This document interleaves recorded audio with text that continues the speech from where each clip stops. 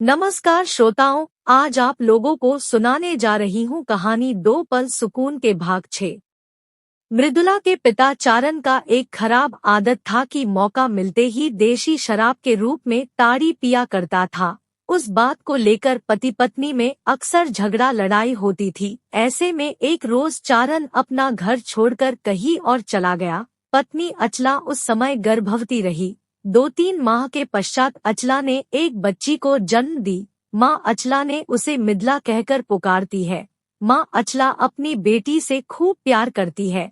वह अपने दिन भर के कामकाज के बाद अपने घर को लौट जाती और तब तक लगभग पूरे दिन भर मिदला जमींदार जी के घर पर ही रहा करती है। ऐसे में जमींदार जी के घर में जो और बच्चे लोग हैं, उनके साथ मिदला खेलती रहती और कभी कभी खेत में भी चली जाती है। जैसे जैसे मिदला बड़ी होती गई, काफी समझदार होने लगी और जमींदार जी के घर पर रहे बच्चों को जब शाम को मास्टर जी पढ़ाने को आते तो उस वक्त मिदला भी वहां पर बैठकर कुछ ना कुछ पढ़ाई करने की कोशिश करती है। उसके मन में पढ़ाई के प्रति उत्साह देखकर मास्टर जी भी उसे थोड़ा थोड़ा पढ़ाने और सिखाने में उत्साह दिखाने लगे और इस तरह मिदला भी कुछ ना कुछ पढ़ने लिखने लगी और धीरे धीरे मास्टर जी के सहयोग से मिदला मृदुला बन गई। परंतु किस्मत ने एक बार फिर से उसके साथ मजाक कर बैठी और उसे एक बड़ी जख्म देकर गई। मृदुला की उम्र लगभग 6 से 7 साल की होगी। एक तरफ जहां उसके पिता चारण कभी वापस लौट कर नहीं आया, वहीं उसकी माँ अचला 3-4 दिन के बुखार में ही चल बसी। जमींदार जी के तरफ से दवा दारू की कोई कमी न रखी गई। गांव के वैद्य जी ने खूब दवाइयां दिए, परंतु बुखार उतारने के बजाय और चढ़ती चली गई और एक रोज बुखार ने अचला को निगल गई। तब से मृदुला अकेली हो गई, परंतु जमींदार जी के परिवार की तरफ से उसे बहुत सहारा दी गई। उसकी देखभाल की जिम्मेदारी तथा रहन-सहन की पूरी जिम्मेदारी जमींदार केशवाचार्य के परिवार वालों ने अपने ऊपर ले ली। परंतु जमींदार और एक साधारण सी मजदूर परिवार वालों में अंतर तो होती है ना। मृदुला जैसे जैसे बड़ी होती गई, केशवाचार्य जी के घर में काम काज करने लगती है और उसे जब भी अवसर मिलती है, उनके घर के बच्चे लोगों के किताबों को लेकर पढ़ाई करने बैठ जाती है। इस तरह से अपनी लगन से मृदुला बहुत कुछ पढ़ाई कर ली, या कहे तो बहुत कुछ सीख ली। समय कैसे कैसे करवटें लेती है। एक तरफ जहां मृदुला जमींदार जी के घर पर पली बड़ी होने लगी, वहीं वह अपने माता पिता के ना होने की विषय को भी समय के साथ साथ भूलने लगी। जमींदार जी के घर वालों के प्यार ने उसे अपनों को खोने की गम को भुला दी। मगर कहावत है कि अतीत किसी का पीछा नहीं छोड़ती। लाख कोशिश क्यों ना करे, कभी न कभी कुछ न कुछ बातें, कुछ विषय, कुछ न कुछ बहाने ऐसी होती है कि अतीत के एहसास करवा जाती है। जमींदार घराने की बच्चों के रहन सहन और चाल चलन के साथ जब मृदुला अपने आप को अलग पाती है तथा कभी कभार किसी के जुबान से फिसल कर आती है दो टूक बातें, विन माँ बाप के बच्ची है ना बेचारी, ने उसे अंदर तक झकझोर कर देती है। और भी बहुत सारी बातें बच्चों में होती है जिसे मृदुला नजरअंदाज कर सह लेती है, क्योंकि वह समझती है और मन ही मन सोचती है, उन सभी का कहना भी तो सही है ना। मैं तो बिन माता पिता के बच्ची हूँ, पता नहीं मेरे माता पिता कौन है। क्या सचमुच कोई बिन माता पिता के होती है क्या? ऐसा तो नहीं हो सकता है ना। हाँ, मेरी माँ जो कहती थी वह सही है। मेरे पिता शायद गुजर चुके हैं। एक रोज मेरी माँ भी चली गई, कहाँ गई है नहीं मालूम। लोग कहते हैं कि चंदा मामा के देश में चली गई है। लोग ऐसा ही कहते हैं। एक दिन ना एक दिन सभी को जाना होता है, किसी को आगे या किसी को पीछे। लोग कहते हैं कि भगवान ने हमें यहाँ पर भेजते हैं कुछ काम करने के लिए। जब काम खत्म होती है तो फिर अपने पास बुला लेती है। यमुना के अम्मा जी कहती है, भगवान ने कब किसे कितना समय के लिए यहाँ भेजते हैं सब लिख कर रखते हैं। अपने पास रखे वही खाता में सारा कुछ लिख कर रखते हैं। जब उनका हिसाब पूरी हो जाती है तो फिर से उसे अपने पास बुला लेती है। ठीक ही तो कहते हैं। अगर ऐसा नहीं होती तो कोई भला क्यों चले जाते हैं।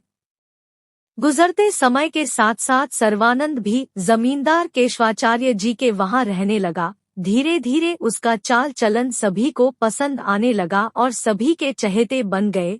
ऐसे में सभी लोगों के सहमति से सर्वानंद अर्थात सदानंद के साथ मृदुला की रीति रिवाज के साथ शादी करवा दी गई। साथ ही एक छोटा सा जमीन का टुकड़ा उन दोनों के नाम पर कर दी जाती है, जिस पर अपना घर बनाकर दोनों रहने लगे और रोजी रोटी के लिए कभी जमींदार जी के वहां तो कभी किसी गांव वालों के खेत खलियान में काम करके दिन गुजारने लगे।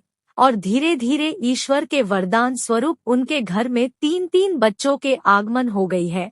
बड़ा बेटा प्रकाश, फिर बेटा विकास और तत्पश्चात बेटी माधुरी। समय के साथ साथ गांव में बहुत से परिवर्तन होने लगे, गांव के लोग जागरूक होने लगे। ऐसे में गांव में एक तरफ जहां जमींदार जी का जमींदारी घटने लगी, वहीं गांव में नए नए स्कूल खुलने लगे। गांव के बच्चों को अपने गांव में ही तालीम मिलने लगी। समझदार लोग अपने बच्चों को गांव से दूर शहर में तालीम लेने को भेजने लगे। गांव की चेहरा बदलने लगी। फिर भी आखिर गांव तो गांव ही होती है ना। गांव में शहर के जैसा सारे सुविधाएं थोड़े ही मिलते हैं।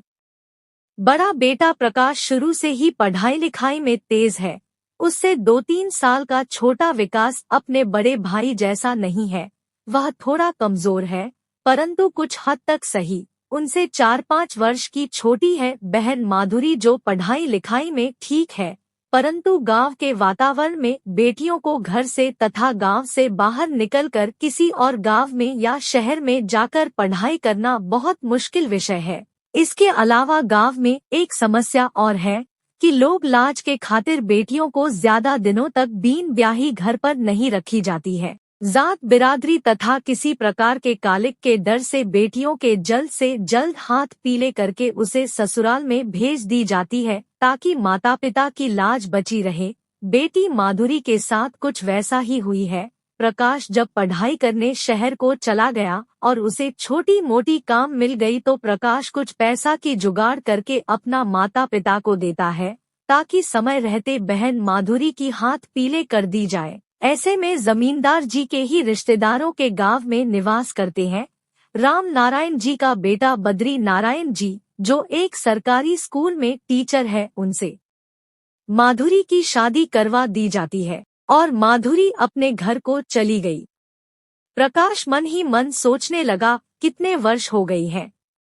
हमारे तीनों भाई बहनों में सबसे छोटी है बहन माधुरी, परंतु हमारे समाज के नियमानुसार उसकी शादी सबसे पहले कर दी गई और कितनी कच्ची उम्र में ही वह अपने घर की जिम्मेदारियों को संभालने लगी। जिस उम्र में अंजलि की शादी मुझसे हुई है, उसी हिसाब से देखा जाए तो अंजलि से भी लगभग 10 से 11 साल की छोटी उम्र में उसकी शादी करवा दी गई। अंजलि की शादी लगभग 25 से 26 वर्ष में हुई है, जबकि माधुरी की उम्र शादी के समय महज 15 से 16 साल थी। अगर हम लोग भी शहर के होते तो शायद माधुरी के साथ भी ऐसी ही होती जैसा कि अंजलि जैसे लड़कियों के साथ होती है। प्रकाश मन ही मन सोचने लगा। शादी के बाद एक बार माधुरी पीहर में आई थी।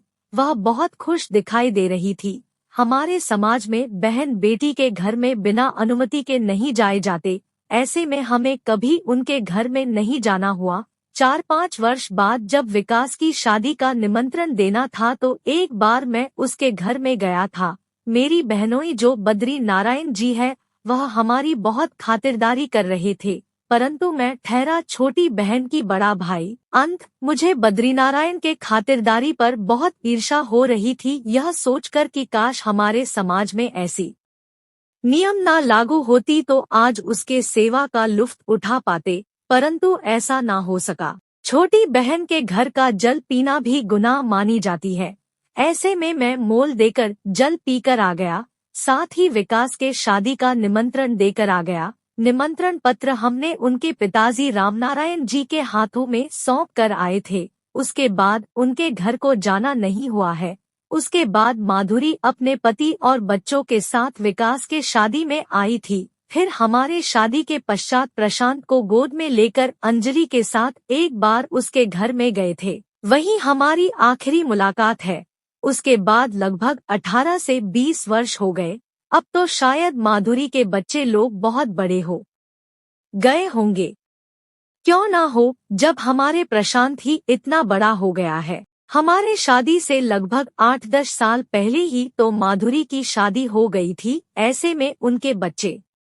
प्रकाश अपने ही मन में सोचता रहा। शुरू के 1 से 2 वर्ष में कभी कभार चिट्ठी पत्री लिखा करते थे बाबूजी के जुबान में। हमने चिट्ठी लिखकर उसे सूचित भी कर दिए थे ताकि कभी गांव में ना जाए। अगर कभी मौका मिल गई या किसी बहाने शहर को आना होगा तो हमारे घर में जरूर आना। मगर उसने शायद कभी चिट्ठियों का जवाब नहीं दी, परंतु विकास के शादी में जरूर आई थी। समय के साथ साथ बढ़ती जिम्मेदारियों के साथ हम सभी लोग भटक गए हैं। अब तो शायद एक दूसरे से मुलाकात होने पर भी हम किसी को पहचान भी ना सकेंगे। समाप्त। कहानी के अगले भाग के लिए हमारे साथ बने रहिए। धन्यवाद।